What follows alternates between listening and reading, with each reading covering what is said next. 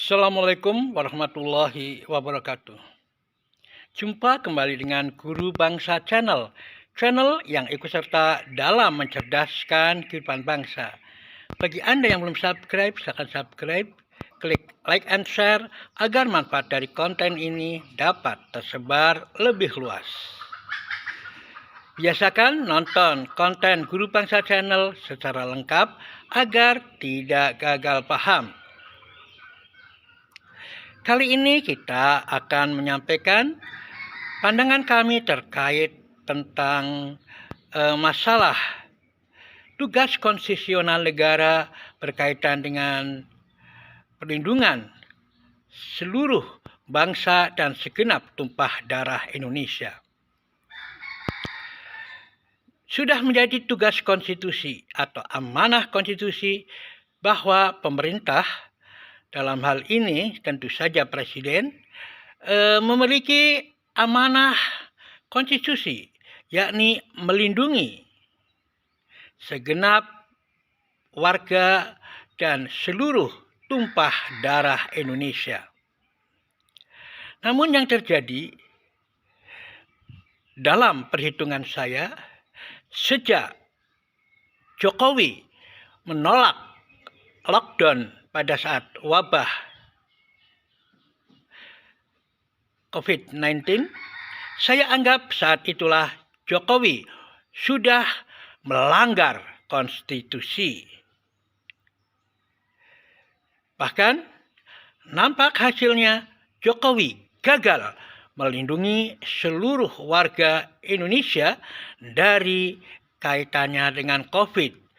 Ratusan ribu meninggal, bahkan langkahnya yang kontroversial menyarankan hidrokloroquine menjadi terapi dalam COVID sungguh sangat kontroversial dan menurut Lancet Journal justru mempercepat kematian pasien. Oleh karena itu, saya anggap bahwa Jokowi telah membunuh ratusan ribu atau mungkin puluhan ribu bangsa sendiri dengan pemberian kloroquine itu. Sebab sesuai dengan yang diberitakan, kloroquine dibeli 3 juta tablet dan digunakan untuk sekian bulan lamanya, saya tidak tahu persisnya. Jika itu memang mempercepat kematian, berarti Jokowi harus bertanggung jawab. Hal ini terkait dengan pemberitaan dari Lancet Journal dan itu bisa dikonfirmasi. Artinya Jokowi tidak melindungi seluruh atau segenap bangsa Indonesia. Tidak melindungi segenap bangsa Indonesia karena juga Jokowi membiarkan sebagian dari bangsa Indonesia harus mencari nafkah di saat pandemi dengan penetapan PSBB, bukan lockdown. Pilihan PSBB dan bukan lockdown ini tentu saja berkonsekuensi pada tanggung jawab pemerintah, yakni kalau lockdown pemerintah bertanggung jawab untuk membantu seluruh warga. Sedangkan pada saat PSBB dikatakan bahwa mereka harus mencari makan, harus mencari nafkah. Membiarkan saudara kita mencari nafkah dikala ancaman mengancam nyawa mereka adalah suatu bentuk penolakan terhadap perlindungan setiap warga negara yang menjadi amanah konstitusi. Hal ini sudah kami sampaikan melalui konten-konten kami terdahulu di Guru Bangsa Channel.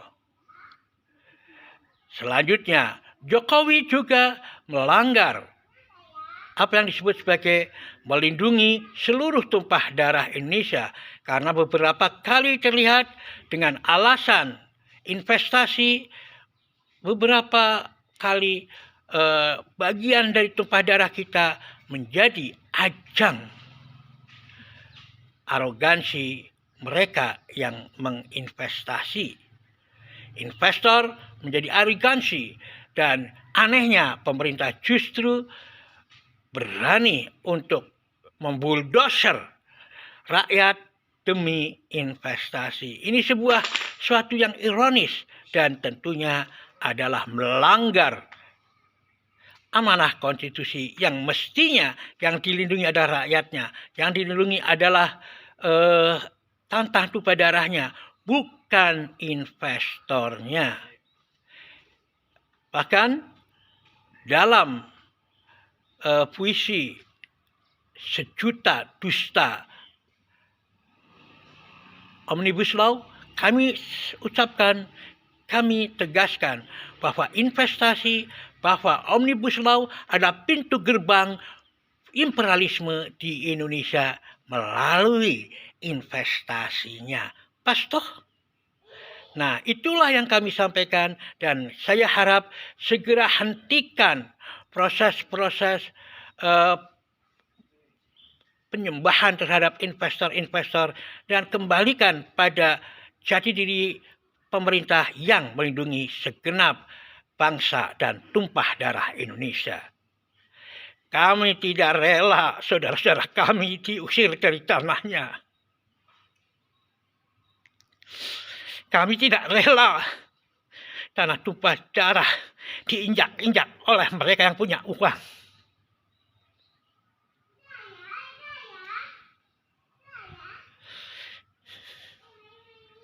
Jika Luhut akan membuldoser rakyat Rempang karena investasi, akan membuldoser rakyat karena investor,